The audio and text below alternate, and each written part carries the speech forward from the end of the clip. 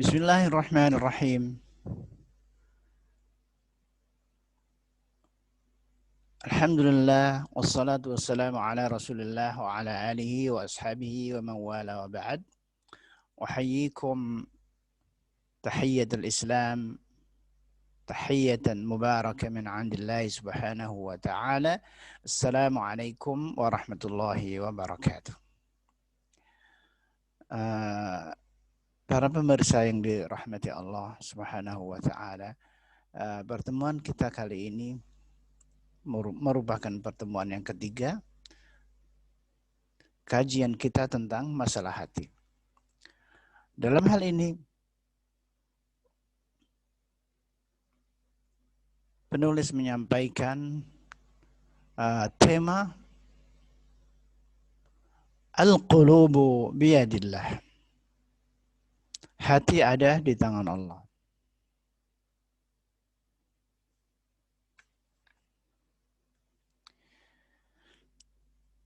Penulis memulainya dengan pernyataan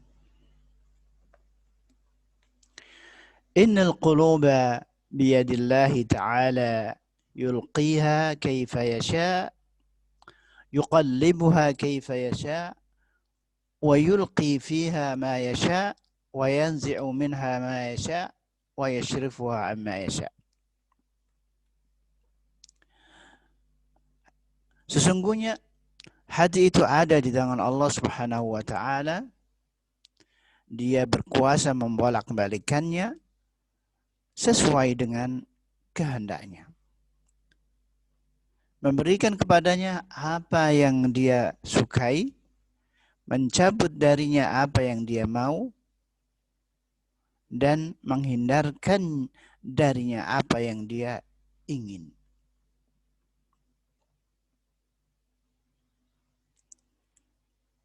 Kemudian di sini ada bagian A. Ada beberapa ABCD sampai beberapa huruf lagi. Namun dalam kesempatan ini kita akan menyatakan atau membawakannya beberapa saja. A. Allah Subhanahu wa ta'ala menjadikan orang mukmin cinta kepada keimanan. Allah Ta'ala berfirman kepada para hambanya yang beriman di Al-Hujurat ayat 7. A'udzu billahi minasy syaithanir rajim. ولكن الله حبب إليكم الإيمان. Tetapi Allah menjadikan kalian cinta kepada keimanan dan menjadikan iman itu indah dalam hati kalian. Al-Hujurat 7. Maka Allah Ta'ala yang memasukkan keimanan ke dalam hati orang beriman dan menghiasinya dengan ketaatan pada hati yang kuat, yang taat, sebagaimana dia memasukkan kekufuran ke dalam hati orang kafir dan menghiasinya dengan kemaksiatan pada hati orang yang durhaka. Itu semua sesuai dengan ilmu dan hikmahnya. Sebagaimana firman Allah di Al-Hijr ayat 12-13.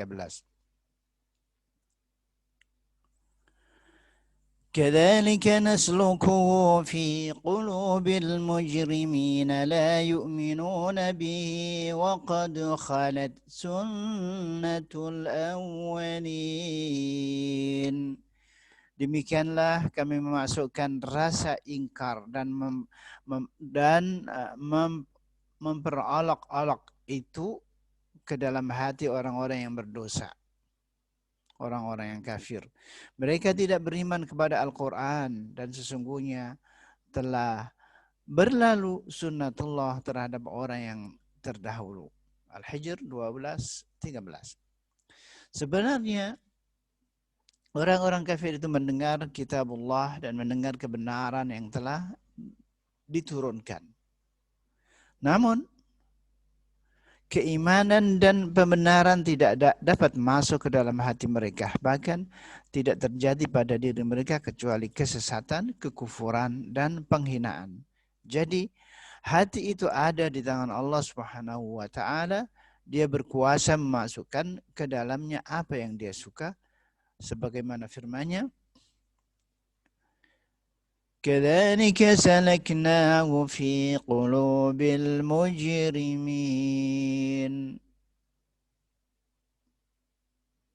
Demikianlah kami masukkan Al-Quran ke dalam hati orang-orang yang durhaka.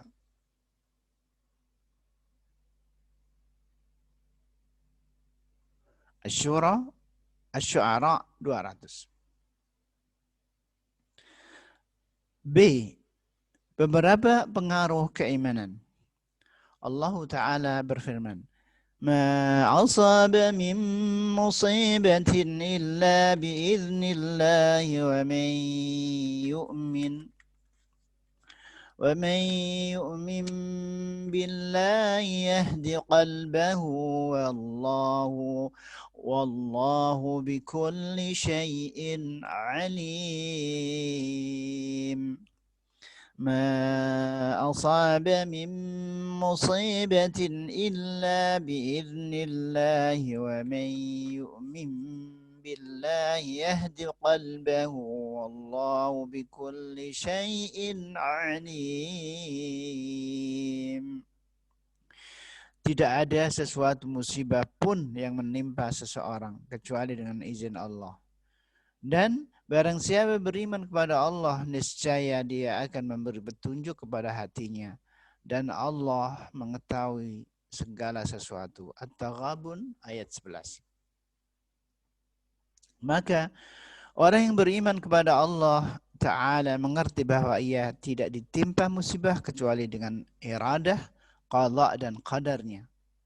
Kemudian dia memberi petunjuk kepada hatinya agar bersabar, menerima dan menjadikan keyakinan dalam hatinya agar mengerti bahwa musibah yang menimpanya tidak akan menyimpang darinya dan apa yang akan menggelincirkannya tidak akan mengenainya. Oleh karena itu, jika diuji maka ia bersabar, jika diberi nikmat maka ia bersyukur, dan jika dizalimi maka ia memberi maaf. Kemudian C, Allah Subhanahu wa taala membatas antara seseorang dengan hatinya. A'udzu billahi minasy syaithanir rajim. Wa'lamu anna Allah yahulu bainal mar'i wa qalbihi. واعلموا أن الله يحول بين المرء وقلبه. Al-Anfal 24. Dan ketahuilah bahwa sesungguhnya Allah membatasi antara manusia dan hatinya. Allah Ta'ala lebih menguasai hati para hambanya daripada diri mereka sendiri.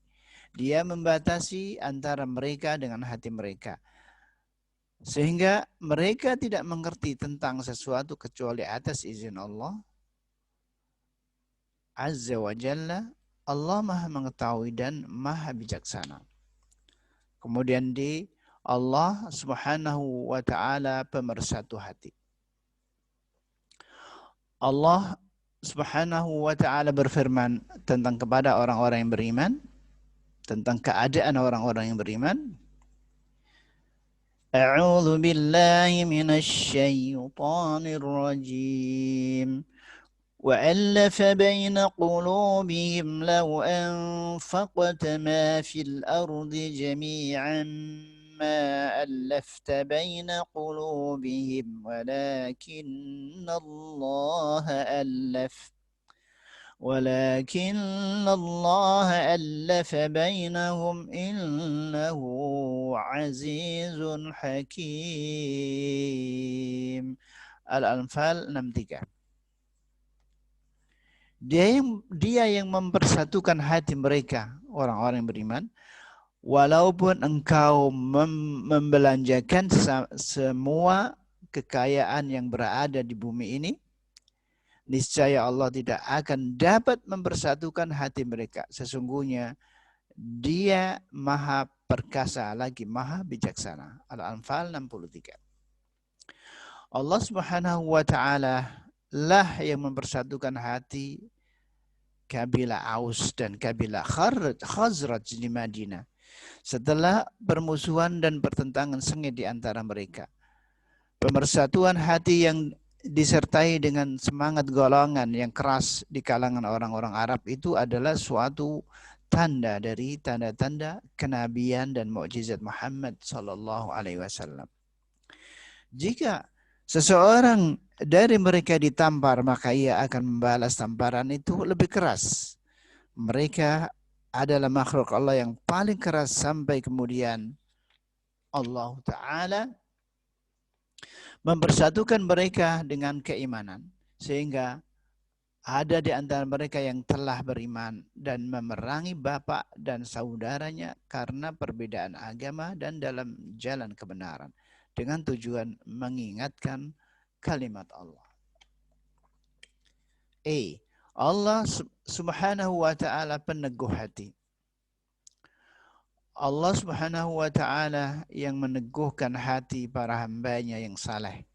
Dia yang memberi ilham kepada hati mereka agar bersabar menghadapi ujian-ujian yang berat,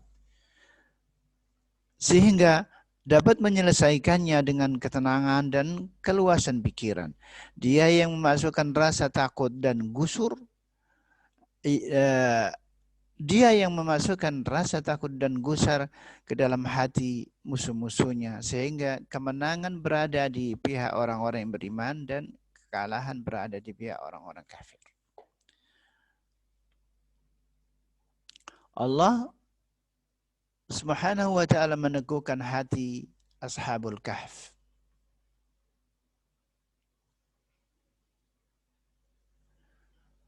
Allah Ta'ala berfirman tentang Ashabul Kahf, para penghuni gua. وَرَبَطْنَا عَلَى قُلُوبِهِمْ إِذْ قَامُوا فَقَالُوا رَبُّنَا رَبُّ السَّمَاوَاتِ وَالْأَرْضِ لَن نَّدْعُوَ مِن دُونِهِ إِلَٰهًا لَّقَدْ قُلْنَا إِذًا شَطَطًا. Al-Kahf 14. Dan kami telah meneguhkan hati mereka pada waktu mereka berdiri. Lalu mereka berkata, Rabb, kami adalah Rabb langit dan bumi. Kami sekali-kali tidak menyeru Rabb selain Dia. Sesungguhnya kami kalau demikian telah mengucapkan perkataan yang amat jauh dari kebenaran.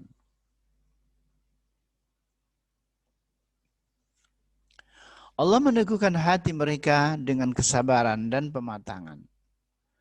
Dia meneguhkan dengan cahaya keimanan dan mengukuhkannya dengan ruh darinya. Sehingga mereka merasakan perkataan-perkataan mereka di hadapan orang-orang kafir yang menakut-takutnya dengan ancaman terhadap mereka. Mereka berkata, Rabbuna Rabbus samawati wal ardi lan nad'u min dunihi ilaha. Rabb kami adalah Rabb langit dan bumi. Kami sekali-kali tidak menyeru Rabb selain Dia. Al-Kahfi 14. Di antara keteguhan hati mereka adalah ketika mereka harus bersabar dengan meninggalkan tempat tinggal mereka yang berada di antara kaum mereka dan memisahkan diri dari kerusakan hidup, serta pergi ke gua untuk menyelamatkan agama mereka. 2. Allah Subhanahu wa ta'ala meneguhkan hati Ibu Musa alaihi salam. Allah berfirman, وَأَصْبَحَ فُؤَادُ أُمِّ مُوسَى فَارِغًا إِن كَادَتْ لَتُبْدِي بِهِ لَوْلَا أَن رَّبَطْنَا عَلَى قَلْبِهَا لِتَكُونَ مِنَ الْمُؤْمِنِينَ.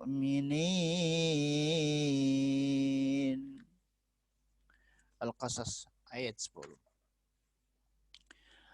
Dan menjadi kosonglah hati ibu Musa. Sesungguhnya hampir saja ia menyatakan rahasia tentang Musa seandainya tidak kami teguhkan hatinya.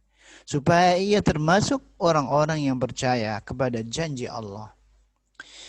Ibu Musa alaihissalam menghanyutkan putranya Nabi Musa alaihissalam ketika masih bayi ke sungai Nil.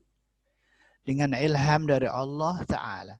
Ia pun menjadi sangat gusar ketika mendengar berita bahwa anaknya itu jatuh ke tangan Raja Fir'aun. Ia hampir saja menjerit keras-keras dan berkata, wahai anakku,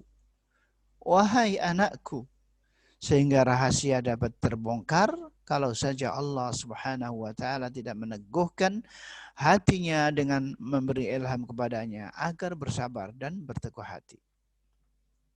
Ketiga, Allah Subhanahu wa Ta'ala meneguhkan hati ahli Badar.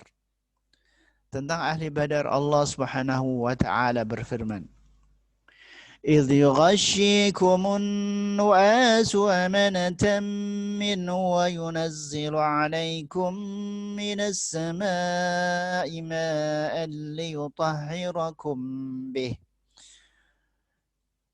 ليطهركم به ويذهب عنكم رجز الشيطان وليربط على قلوبكم ويثبت به الأقدار. Ingatlah ketika Allah menjadikan kalian mengantuk sebagai suatu penenteraman daripadanya, dan Allah menurunkan kepada kalian hujan dan langit dari langit. Allah